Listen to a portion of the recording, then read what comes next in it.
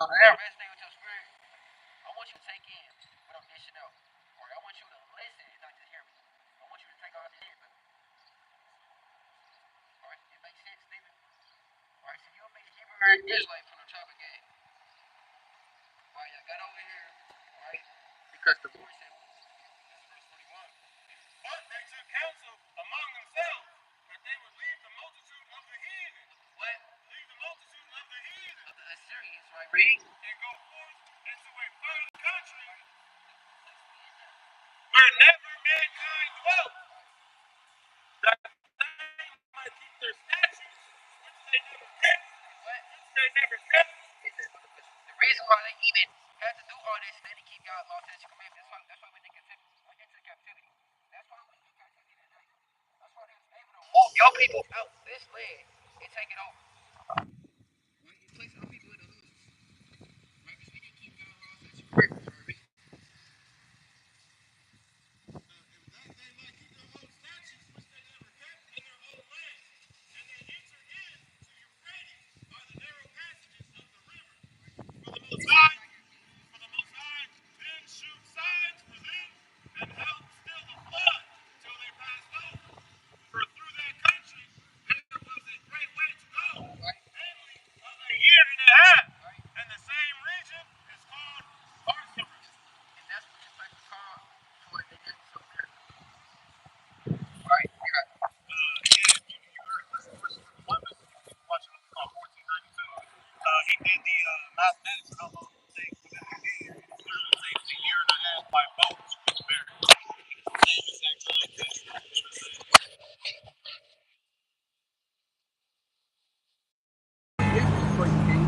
To identify Stephen who you are according to the Bible. That's how you got here. Right? The Most High, hell, still the blood. Brother says choppy. Hold on. Right, that makes sense. See if I could change the. Right? Deuteronomy 2 verse 15 again. What's your nationality, King? Yeah, I only got like 2 bars. Lord willing, to kind of clear up. Right? The tribe of God. Right? You be Hebrew Israelite from the tribe of Judah. I mean, from the tribe of Gad. Like, yeah, there you go. So you're a Hebrew Israelite from the tribe of Gad. Right? That makes sense, King?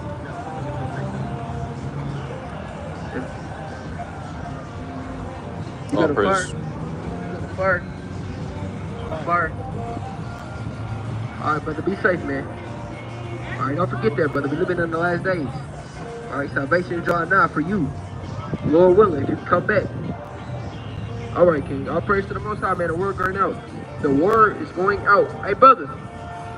Oh, we seen that brother downtown. Yeah, you see him downtown. Be safe, King. Alright, let me get the book of Salvation, verse 15. Right, 1 Corinthians 16, verse 48. I mean, 58. Get the book of 1 Corinthians 16, verse, I think I'm on 15 too. Right? What you got? Correct, 6, 7, and 15. This is the book of Sirach, chapter 7, verse 15. Hate not laborious work. Hate not laborious work. Neither husband.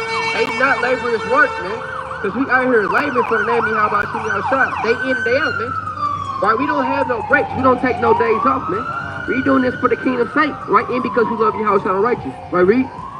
Hate not laborious work, neither husbandry, which the Most High hath ordained. What? Hath ordained. He ordained us to put in work, right? To be these overtime kinsmen. He ordained us to do everything on the Shabbat, right? To best fulfill his name in these last days. Right? Through the spirit and power of Yahweh our Shah. Right? And all praises for that. Right, read?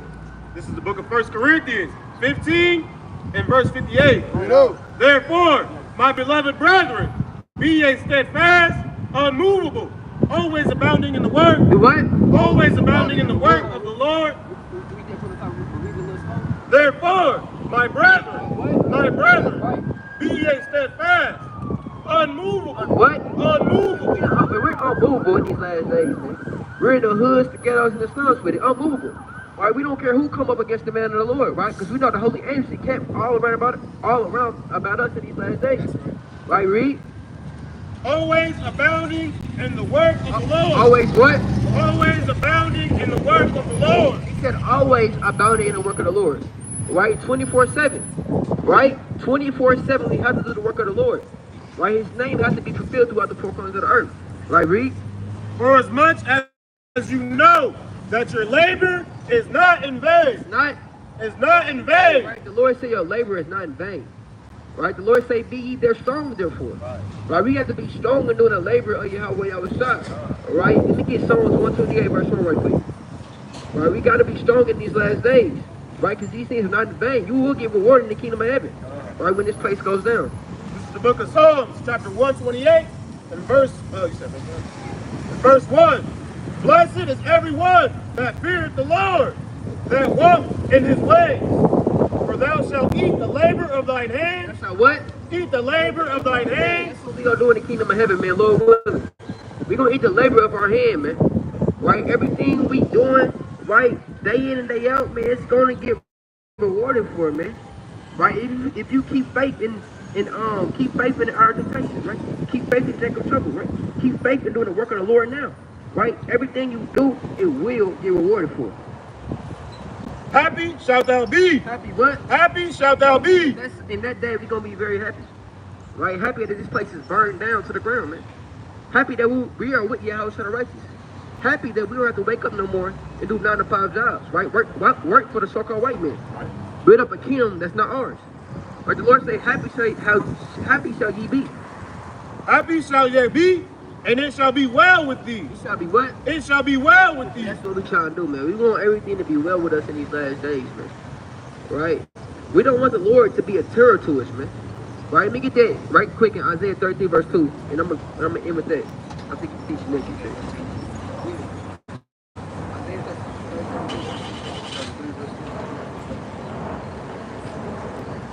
This is the book of Isaiah, chapter 33, and verse 2. O Yahweh, be gracious unto us. What? Be gracious unto us. We have waited for thee. We have what? We have waited for thee. That's what we want Yahweh to do, man. We want the Lord to be gracious unto us, because we waited for thee. Right? We did labor. We did laborious works day in, day out. Right? We want to get rewarded. Right? We want to get saved from the hour of temptation. Right? We want to get saved in Jacob's trouble. Right? We actually love our people. Right? We want them to get saved. Right? Shalom, King. Right? We the Hebrew Israelites, King. All right, read. Be thou there armed every morning. Our salvation also in the time of trouble. At the noise of the tumult of the people, fled. At the lifting up of thyself, the nation. Right. You got it, King. Pass it after this. This is the book of 1 Corinthians, chapter 16 and verse 15. I beseech you, brethren, ye know the house is the fattest, and it is the first fruits of Achaia, and that they have addicted themselves. They what? That they have addicted themselves to the ministry. To the what? To the ministry of the saints.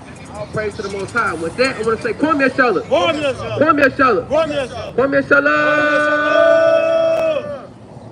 Come. All honor, glory, and praises to Yahweh, Bahashim, Mashiach, Kovalak, Yahushua.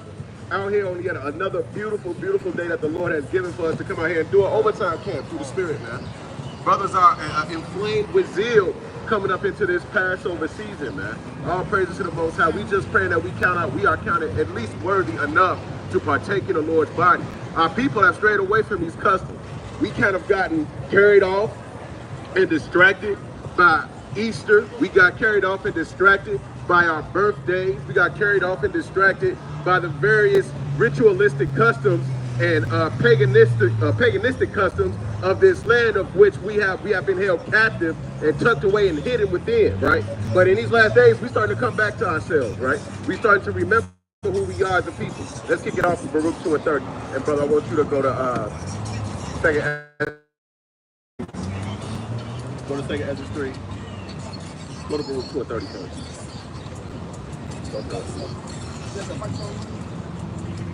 The book of Baruch, chapter 2 and verse 30. For I knew that they would not hear me. For I knew that they would not hear me, because it is a stiff-necked people. But in their land of their captivity, they shall remember themselves. Our people are known for being hard-headed. That's what it means to be stiff-necked. You're stubborn. You don't want to listen. You're like a damn ass, a donkey, man, that you got to kind of bow the head of to make it listen. All right. Now, in the land of your captivity, in these final hours of Babylon, where all hell is breaking loose all over the world and these spirits are jumping to and fro, you got a remnant, that's going to remember who they are. That's why we're here, man. That's why we're in the damn husk of the ghettos, man. I live right down the street, man. All right. I know the struggles and the trials and tribulations. I'm coming from the projects of Chicago. We know this is all we know, right? Of being out here, living like this. We poured billions of dollars into this economy last year alone, man. Last year alone. By that right, by itself, we should be living like they living in Geist and Fishers. But look how we living. Look at this, man. Look at that. This all we got to show for the amount of labor and money and resources that we pour into this country. Damn community spirits right across the street. A BP over here that's led by the same people that led your people into captivity, man, in the first place. And you pour all your hard-earned money into them. All right? Hey, brother, come on up here and get the words of the Lord real quick. Let me show you something in the Bible, brother. All right, you God's chosen people. You're an Israelite according to the Bible. All right? How has this happened to our people, man? Why does it seem like these people who are so base that they have no knowledge or recollection of the Most High God seems to be above you in every damn way, right?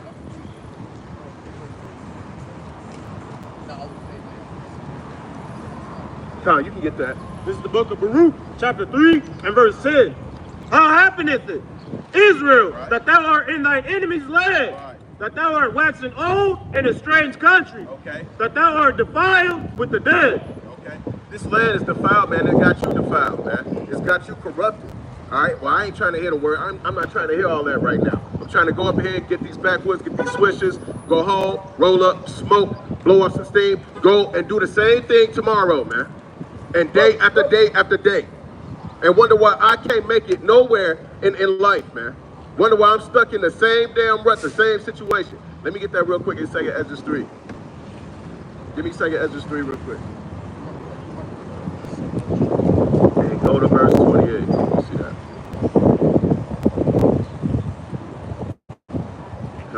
But start at...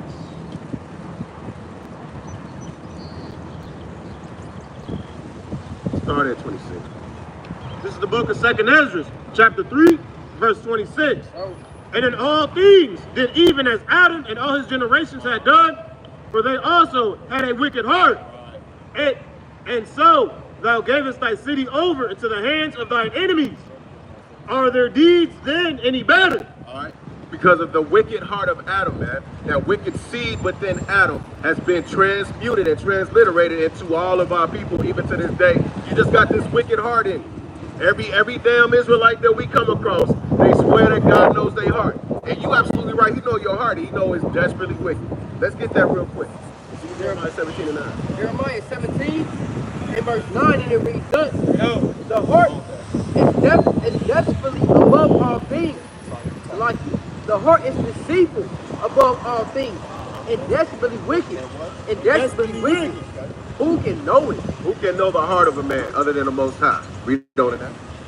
I, the Lord, search the heart. I try the reins, even to give every man according to his ways and according to his fruit. So what the Lord is saying is that he knows your heart and he's going to reward you according to your wicked ways.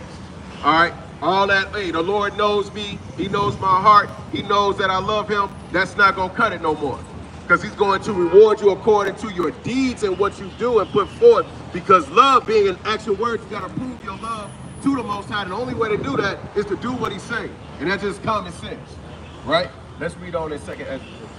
2nd Ezra chapter 3, verse 28. Are their deeds then any better that inhabit Babylon, that they should therefore have the dominion over Zion? So Ezra asked him a question. He asked him like, is the heathen any better than your chosen people that you put your name on? Right? Are they any better than us? Why do it seem like we here to just be a servant to these nations, man? And just, like I say, pour billions upon billions of our hard-earned money into this place, man. And got nothing to show for it. And they still hate your damn guts, man. Right? Read on in that. For when I came thither and had seen... Hey, brother. Hey, brother, you got 2 minutes? For when I came thither and had seen impiety without member. Then my soul saw many evildoers in the 30th year. So that my heart failed me. So I can take For I back have if you want. seen how thou sufferest them sinning, and hast spared wicked doers. So, hey, Ezra said, I've seen how you allow these evil, wicked doers to continuously go upon their lives as if nothing's wrong, and they still get these blessings, right? Meanwhile, my people are starving. Meanwhile, my people are hurting. Meanwhile, my people are crying out, man, for relief, for reprieve, okay? Just for a break from the torment and the tortures, the demons that's hopping on our backs like trampolines, man, that won't stop. All right, but read on it now. Verse 30. And hast destroyed thy people, and hast preserved thine enemies, and hast not signified it. Right. I do not remember how this way may be left. Okay.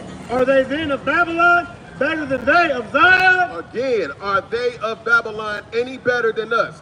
What is going on with this? There's something wrong with this picture, man. All right, go ahead. Or is there any other people that know thee beside Israel? Is there any other people on earth that knows you, O Lord, like Israel knows you, right? That has your name upon them? Do anybody have these laws which you gave to Israel, right? Can anybody make that claim? Read on.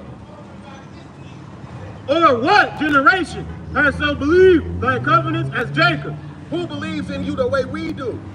Who calls upon you in the hour of need and desperation the way that we do? Well, I remember this, and I'm probably always going to remember. I was watching a unity camp, and the brothers was out in Washington, man, and the damn Edomite came up, man, and they asked him, they was, you know what I'm saying, they was kind of talking to him a little bit, and he told them, like, you know, God is for you people. God is for you. Why? Because you have a reason, you got a need to call upon him. We have a need to call upon a higher power, right? They don't. They struggling through the things that you're struggling through. They don't feel that sort of hopelessness and despair that you feel that makes you call on a higher power. So they wouldn't understand that. Everything that they do is surface level. It's just to look like a good person. But you better call on the Lord, or because you don't know if you're gonna make it the next day, man. You don't know if you're gonna make it to see another day. Hey, sister, come on, get the words of the Lord real quick. All praise to the Most High.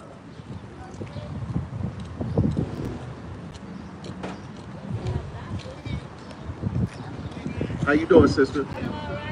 All praise to the Most High. I'm just gonna ask you some simple questions real quick. What would your ethnicity or ethnic background be? What?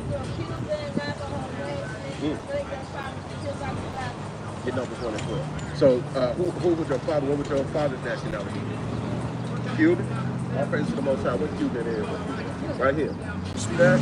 Your father would be from the tribe of Manasseh. These are biblical tribes, okay? So we're not going to find the term or the label Cuban anywhere in the Bible.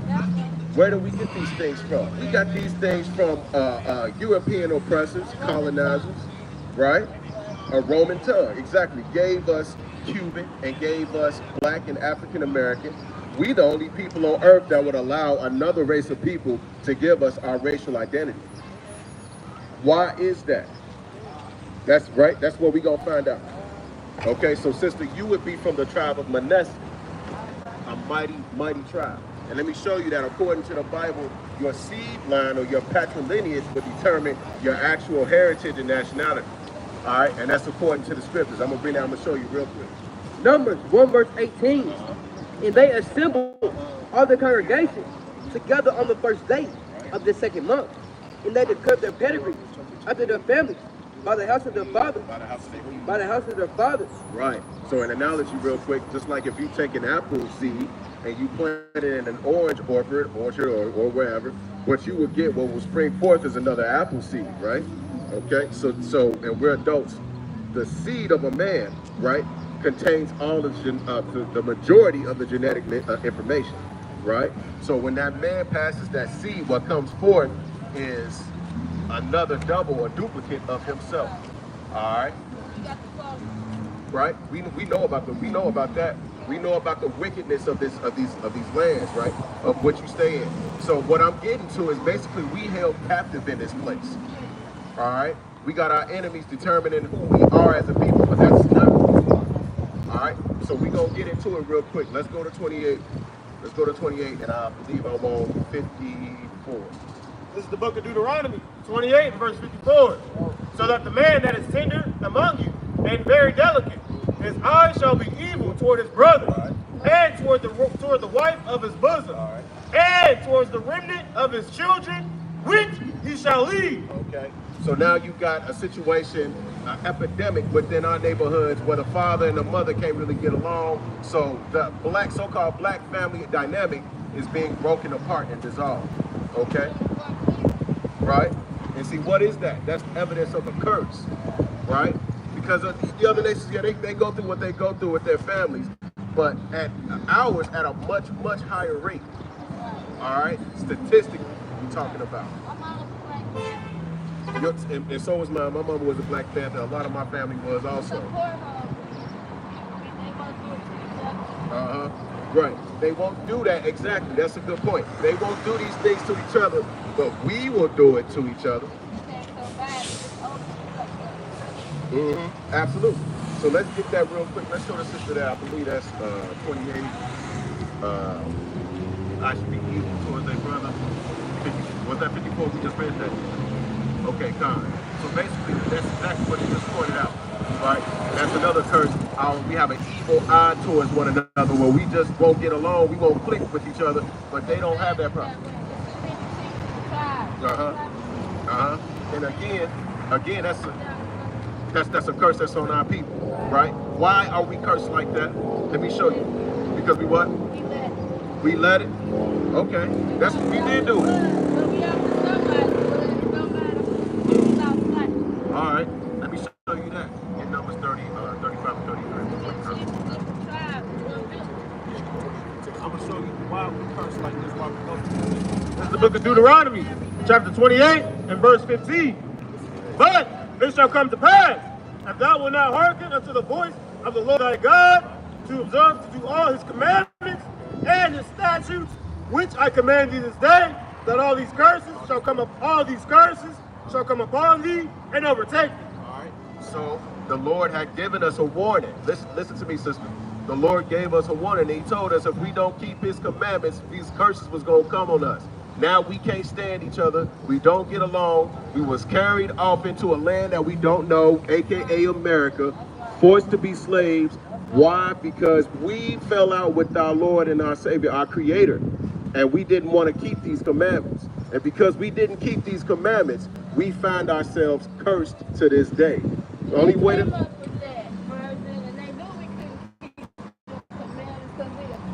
No, and here's the thing about that.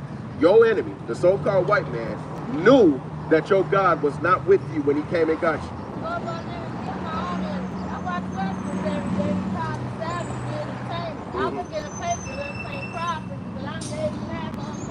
Right. You see what I'm saying? They call you savage. Why do they do that? Because they know, sister, they know your God ain't with you.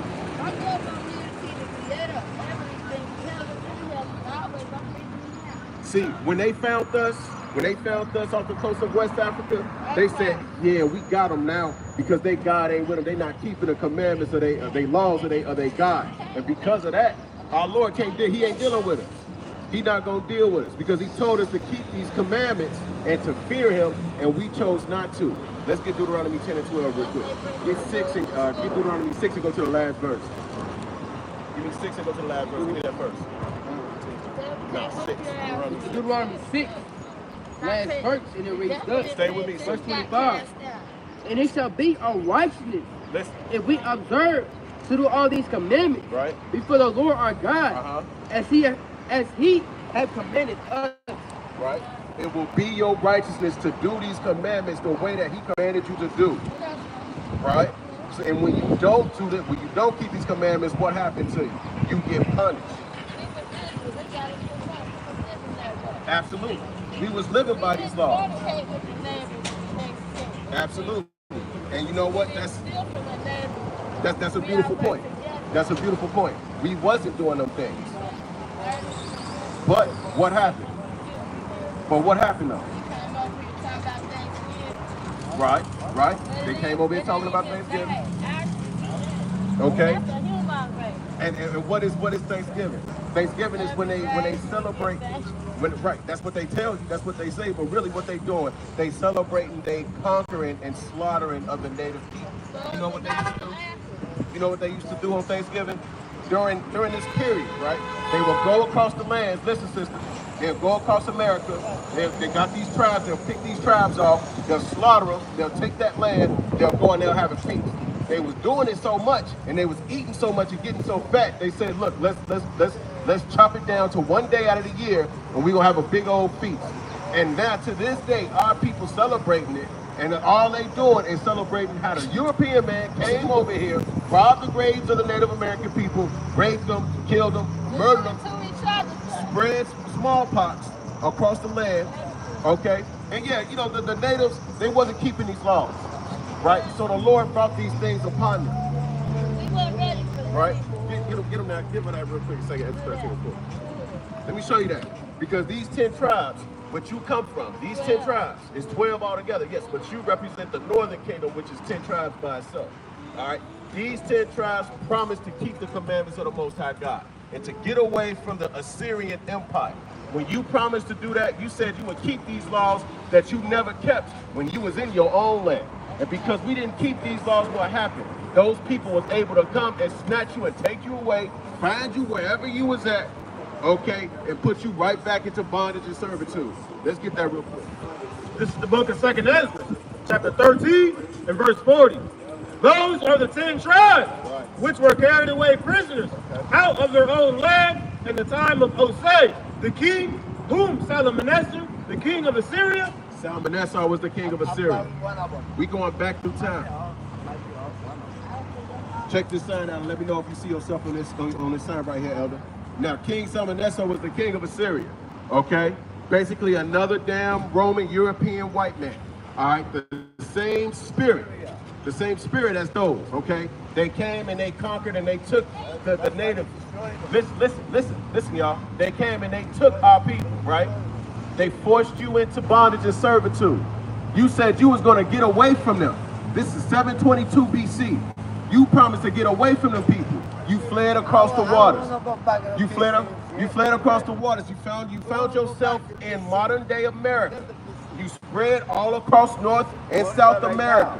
Beautiful, beautiful Northern Kingdom tribes, right? This land, like I said, looked a whole lot different than it do today. All right, the air was cleaner. You had animals running around. You lived in harmony with nature, right? Read that. And he carried them over the waters. Right. And so they came into another land. But they took this counsel among themselves. What they say? That they would leave the multitude of the heathen. You said you was going to leave and separate yourself from that heathen, right? But what happened? And go forth into a further country where never mankind dwelt. What's that further country where never mankind dwelt? Right here, America. When nobody here before your people got here. When didn't a man set foot on this soil until the Northern Kingdom Israelites came here in 722 BC. And that's a fact. That's why it seems like our people are always been here. Right? Okay. Now, go ahead and finish that. That they might keep their statutes, which they never kept in their own land. Right. And they entered into Euphrates by the narrow passage of the river. For the Most High then shewed signs for them, and held still the flood till they were passed over. All right. So look, the Lord blessed these Northern Kingdom Israelites, and he made the waters recede. When he made them waters recede, they was able to cross over and find themselves into North and South America. Now, fast forward a little bit through history. You got Christopher Crusty Columbus. Crusty Christopher Columbus, right?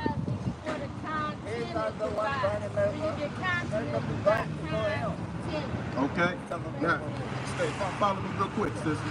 Now, when Christopher Columbus did his calculations, right, and he studied that map, and he read books like 1st and 2nd Ezra, He knew where to find the Northern Kingdom Israelites. That's why the brother mentioned the movie 1492, right?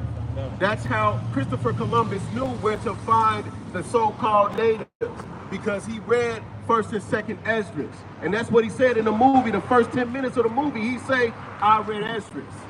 I know where they are, basically saying, you know what I'm saying, paraphrasing. But pretty much I read the book of Esdras, so I know where those Indians at. We can go and get them and bring them back. We can go and get them and make them pledge themselves under the crown of the Spanish or the Portuguese Spain Empire, the conquistadores. Okay, this is just history. This is history that our people are not. They don't teach you this in school. They don't want you knowing these things, man. And how Miles Standish came over here and raped Pocahontas and all the other Native American women and kidnapped them, made them do whatever. They don't want you to know that, sister. Bring this out real quick.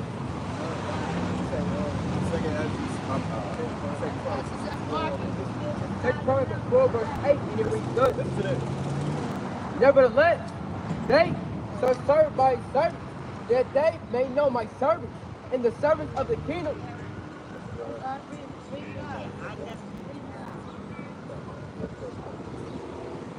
So I can go to 1 Chronicles 12. All right. Talking about the Gadite people. Going into the Gadite people. Going into the Northern Kingdom Israelites, man. Some of the things that they know for. All right. 1 Chronicles 12, verse 8. In the Gadites, they separated themselves unto David, into the home, to the wilderness, man of might and man of war, fit for the battle. They can handle shields and bucklers. They can handle shields and bucklers. So what are the natives known for? They known for being men of war. They known for having a tomahawk. They known for having that bow and arrow. Okay, they run like the swift row across the lands, man. Okay, you ever seen the damn Gadite run? They run. I'm talking about they running at top speeds, man. They keep it up on horses, man. All right. They had what else, King? Faces like whose faces were like the faces of lions. It was fierce, man. It was like they had the face of a lion, man. All right, these were mighty, mighty men. How could it be possible that a weak and inferior Spaniard can come over here and do what they did to the Gadite people, being so strong and powerful as they are? Crossbreed. Yes. They mixed. Our people mixed with the heathen. They mixed with the heathen. When that happened, what happened after that? They ate. You know, you kind of start to resemble the heathen in a little bit. All right. Give me Hosea 1, too. Give me that at Hosea 1. Hosea 1 and 9. Let me see what Hosea chapter 1. Okay, that's now.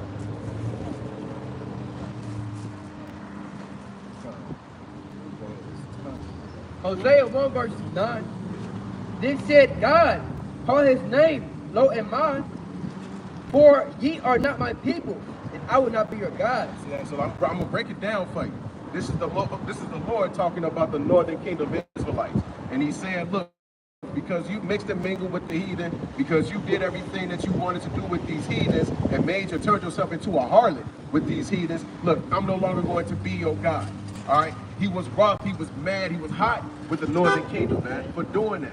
Okay, just like you said, we mixed and we crossbred with these damn Europeans. Man.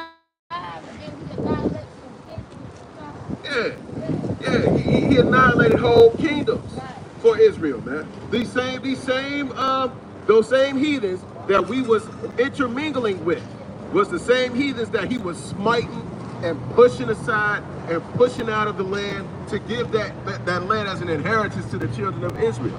But look at us today. All right, so now what we gonna go through? We gonna go through some. Somebody waiting on me. I needed that. All right, sister. Look. I'm still here. All right, keep that flyer, sister. Remember that you an Israelite. I got it. You're from the tribe of Manasseh. All right, the word is gonna go out, man. The word is gonna continuously go out, man. So let's get back to it. Brothers, give me Ephesians 1 and 20. Give me Ephesians 1 and 20 real quick. Go to Acts 3. Start at verse 1. Ephesians 1 In verse 20, and it reads thus, which he brought, Salakia, which he wrought in Christ when he raised him from the dead and set him at his own right hand in the heavenly places.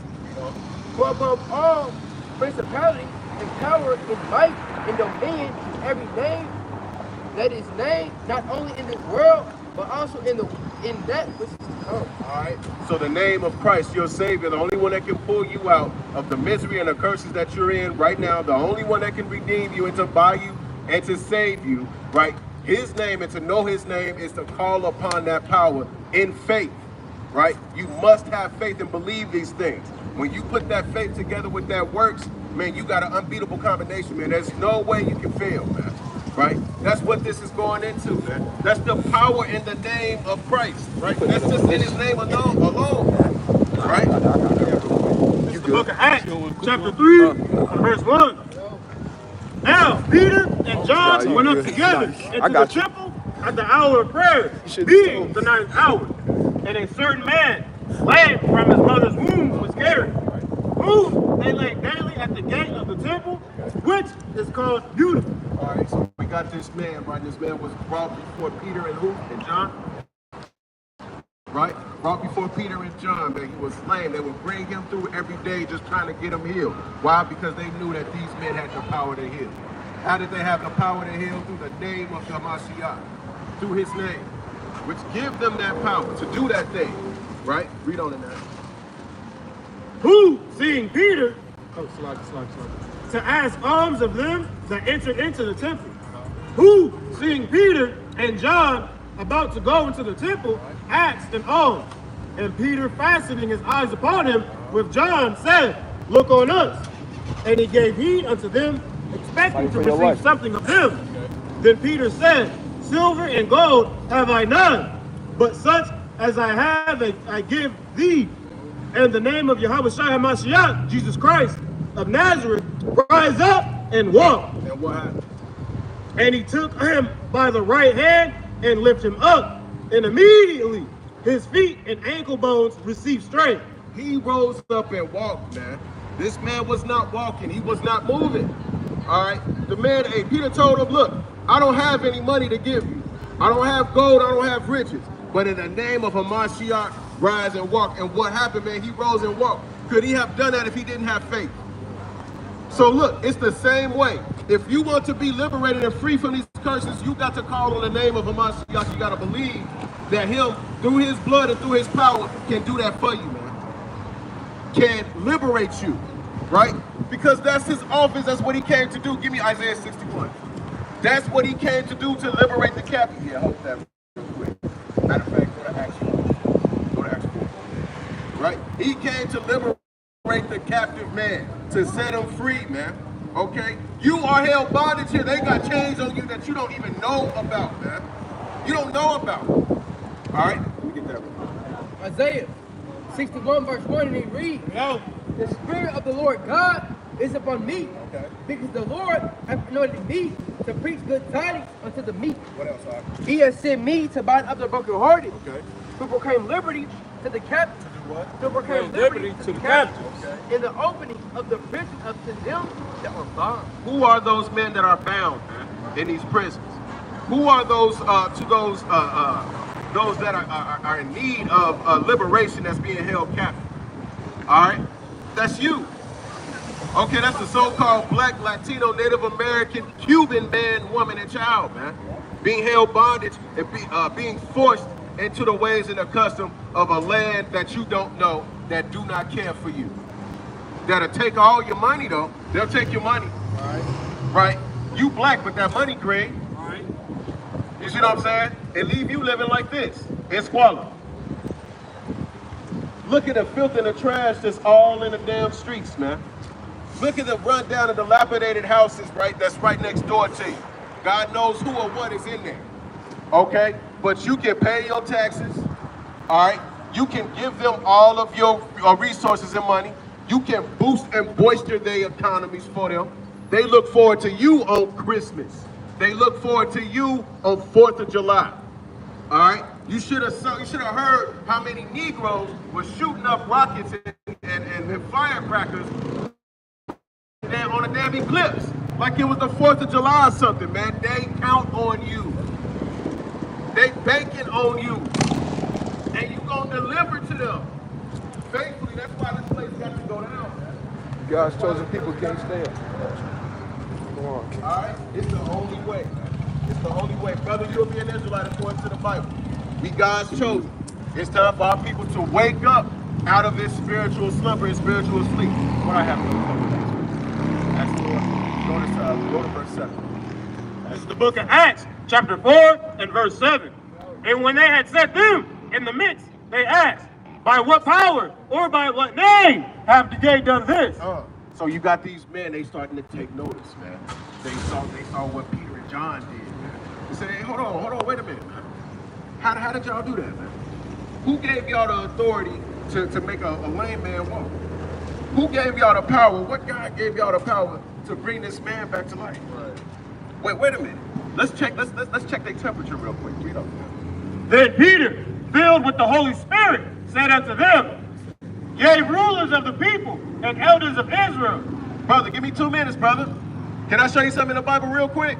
This for our people, man. This book is your record, man. This your heritage right here. Can I prove it to you? All praises to the Most High. I'm going to show you something in the Bible that's talking directly to you. Get his brother Deuteronomy 14 and 2 real quick. Get his mighty brother Deuteronomy 14 and 2. Get Amos 3. What's going on, King?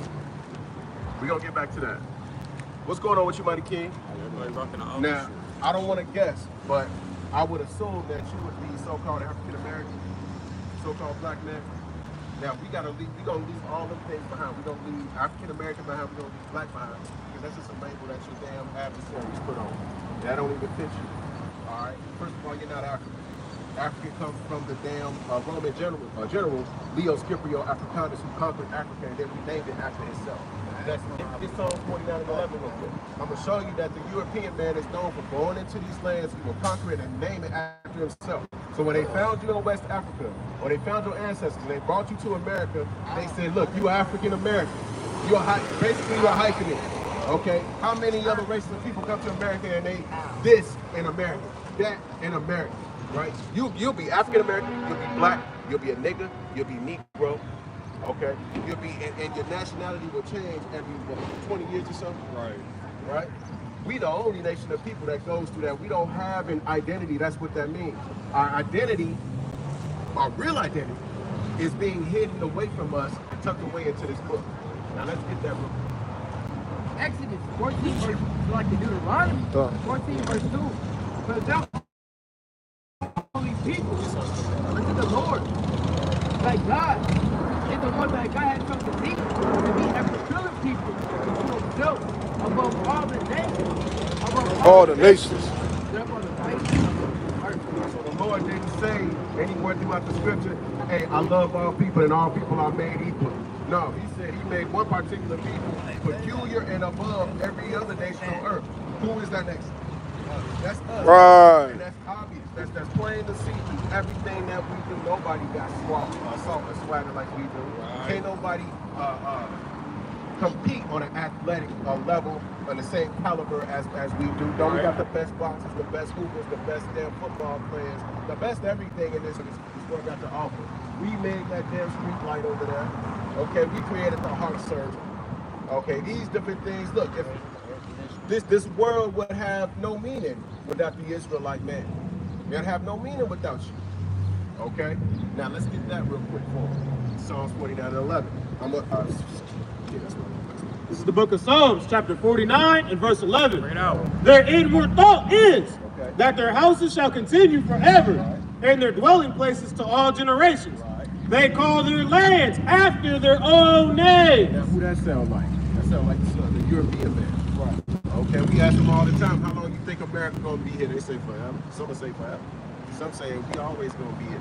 Because in their inward mind, they believe that America's always going to be here. That's why they plan their events out years and years and years in advance. They plan the movies out years and years and years in advance. They planning to be here for the long term. They're not planning to go anywhere, right? And on top of that, another one of their motifs or motives is to go to these different lands after they conquer them and name them after themselves. Hence, Africa, Alexandria, different places like this, you know that the so-called white man been there and he renamed it after himself.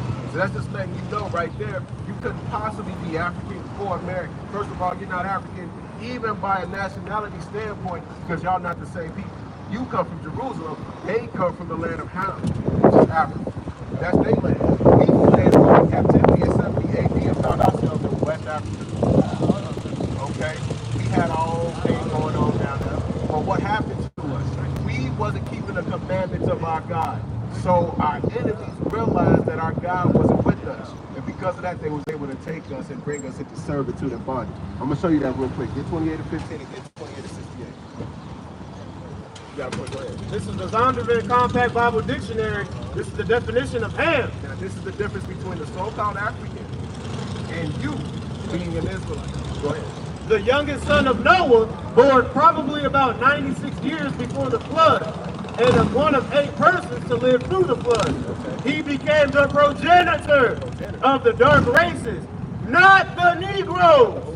Not the Negroes. Now, wasn't that book written by a so-called white scholar? This is the Zondervan. That's the Zondervan Contact Bible Dictionary.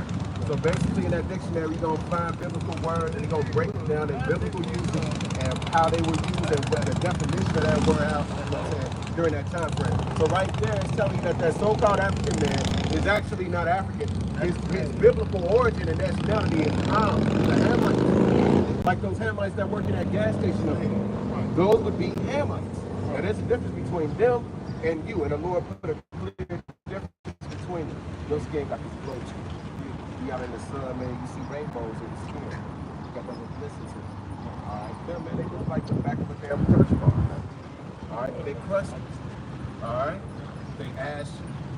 They just unattractive people. Why? They got that curse of Ham on them. They got that curse of Ham on them. Why? Because they look at the nakedness of their father. But you, brother, you come from the seed line of Judah, right? You come from a blessed lineage, man. So there's obviously a clear difference between you and. So don't ever let them tell you that. Look, your people sold your people into bondage and slavery. No, it was the Hamites that sold the Israelites into bondage and slavery. Okay, and that's pretty much how that goes. So look, let's get back to the curse real quick. I want to prove it to you through the scriptures. Because the way that we know that we Israelites is the signs that the Lord left for the Israelites. These signs are what? Curses that was placed on the Israelites for not keeping the commandments that I was talking about. Okay? And this is when he told us that. Get 28 and 15. Deuteronomy 28 verse 15. Read it out. But he shall come to pass, if thou wilt not hearken unto the voice of the Lord thy God, to observe and do all his commandments and his statutes, I command thee this day that all these curses shall come upon thee and overtake thee. Right. All these curses coming upon you for not keeping the commandments. We don't. Curse shall thou be in the city. Right. And curse. Who cursed in the cities? Who cursed to walk these cities with no direction, no aim, no guidance? For the most part. Is it the so-called white man? Is he cursed to roam these cities with no direction, no guidance? He just walk in somewhere and get a job. Get him a job and just clean himself up a little bit. What about the so-called black man? Is it that easy for him? No. So we cursed to be in the city. And we cursed in the field. What was that field, man? Picking that damn cotton. Alright? All damn day long. Imagine that, man. Our forefathers going through that, man, in the hottest sun. Okay? That's being cursed in the city and cursed in the field. All right. How about another one? Let's go into slavery. Get that 28 to 16. This is the book of Deuteronomy, chapter 28 and verse 68.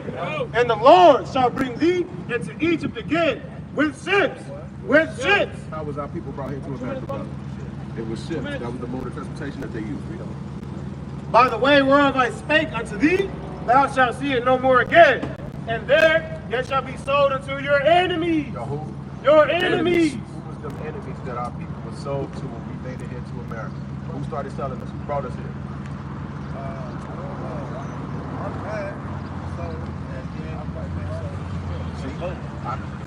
We just kind of broke it down, brother, that we're not the same as the Africans. We're not the same. Okay, we got dark skin, they got dark skin. But all skin folk ain't kin folk, just like the brother said. So there's a difference between you being an Israelite and them being a Hamite. We're talking about biblical nationalities here. It's not even about skin tone no more. It's about your biblical nationality, what the Lord calls you. Because we would rather be what the Lord calls us instead of being what the world wants to classify us as. Because if they can convince you that you're African, then yes, you will believe that it was your people, it was your own people that sold your people into slavery. We ain't had nothing to do with that. We came and brought y'all asses here. We gave y'all civilization.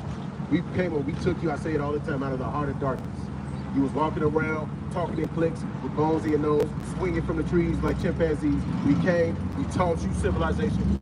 We gave you education. We taught you trade work. Y'all niggas wouldn't be nothing without us if you believe that. But if you go back to the origin and the history of these different things, then you understand, hold on, man, you're lying. Because we're not the same as those people up in there. I know that our people came from, we came literally from Jerusalem in 426. We came from Jerusalem. There was a time period in Jerusalem called the Siege of Jerusalem, where the Roman Empire came in and seized Jerusalem. Get that point, right? This was during there was a great fire in Rome, in the Circus Maximus. And when that happened, Emperor, I believe it was Constantine, if I'm not mistaken. His General Vespasian and Pompey and his types. Go ahead. This is from Babylon and Timbuktu. This is a scholar. He studied anthropology, genealogy, and things like that. And he studied the history of ancient dark races. So this is page 84 from Babylon to Timbuktu. In the year 65 BC, the Roman armies under General Pompey captured Jerusalem. In 70 AD, General Vespasian and his son Titus put an end to the Jewish state with great slaughter. During the period of military governors of Palestine, many outrages and atrocities were committed against the residue of the people. During the period from Pompey to Julius, it had been estimated that over 1 million black Jews fled into Africa, fleeing the Roman persecution. And where they go? They went into West Africa to get away from the Romans, who was pretty much sieging Jerusalem, right? Because there was a great fire in Rome, and Emperor Nero wanted to blame it on the Jews. Yeah. Even though, of course, the Jews didn't have anything to do with it. Right. Okay. During that time period, we're going to 70 AD. We took another exodus, you could call it, out of Jerusalem into Western Africa, into the west coast of Africa. You got a lot of our people that come from Congo, that come from Ghana. They come from, if you trace back your lineage, not saying that, and I'm recommending that you do, but if you were to do that, you will find that the majority of our people come from Nigeria, Congo, Ghana, and if you were to get your hand on any ancient maps, you will see that they actually had the kingdoms of Judah in these areas, in places like Ghana. They came and resettled and made a new kingdom there, okay? So, when you had that happen, you had a few things that went on. You had the Ottoman Turks coming in. Ottoman Turks started coming in, taking our people, forcing them to be Muslims, okay? Then you had the bartering between the Hamites and the Europeans, okay? And they look like, look, these ain't our people. They don't look like us. Look at them things on their shirts, all right? They're walking around with beards, men with beards on their face. Okay, the women are in order and in subjectivity. They don't buck up against them. Look, they don't get off. They don't freak off with the animals. Right. Okay. They're not drinking the cow urine and the cow blood like we do. They're not getting off into these worshiping these different gods like we do. We gonna take them. We gonna sell them to the European man. He gonna give us all types of guns and spices. All right, we gonna come up off of them. Right? Why? They never do that to their own people.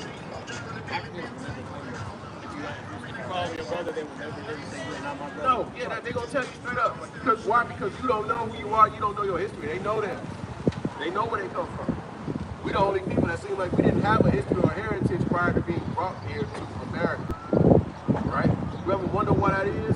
Like, okay, where do we come from? What was we doing in Africa if we came from Africa? Okay? What was my grandfather's grandfather's grandfather? Where did he come from? Okay? These different things, okay? They're gonna tell you. They're gonna tell you Africa. That's not originally where you come from. So now we get back into the history, establishing that you're not the same as them. You're a better people than them. Go ahead. Okay. And it says the slave markets. Okay, I'm gonna start. Jews fled into Africa. Over 1 million black Jews fled into Africa, fleeing Roman persecution. You got over 1 million black Jews who fled out of there.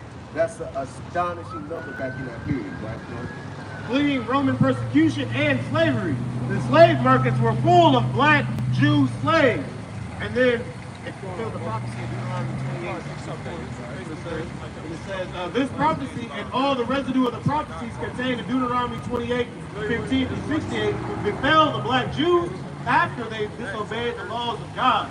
Many nations transported the Jews into slavery, and the sons of Israel transmigrated to every continent.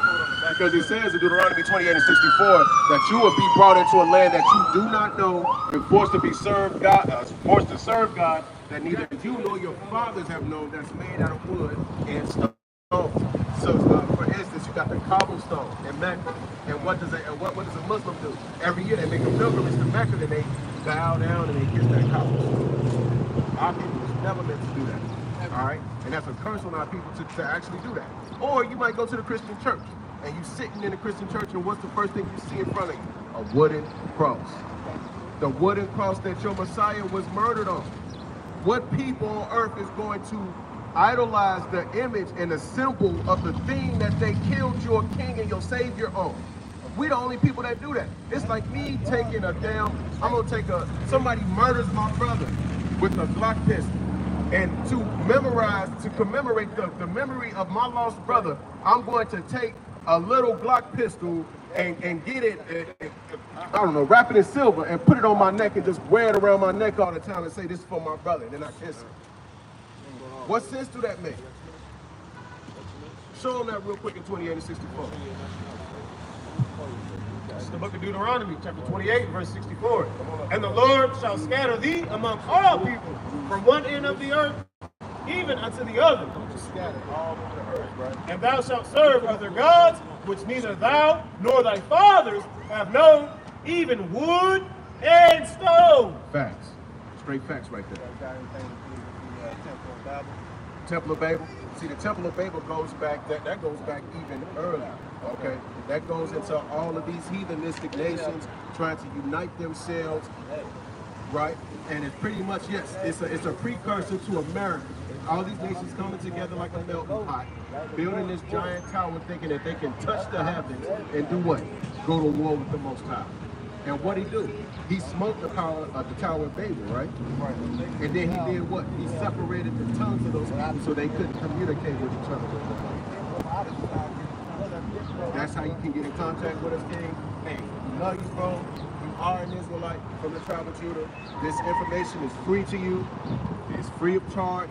If you got any questions, you got the key to that's the key to the house right there. You got the damn, I think the Gmail's on there. Right.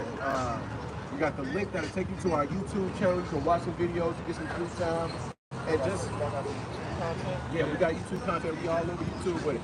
We all over YouTube. We just posted new brand new videos you can watch. You get some straight edification and knowledge. That's what we about up here, brother. These right here, glad you asked, King. Give it to him real quick.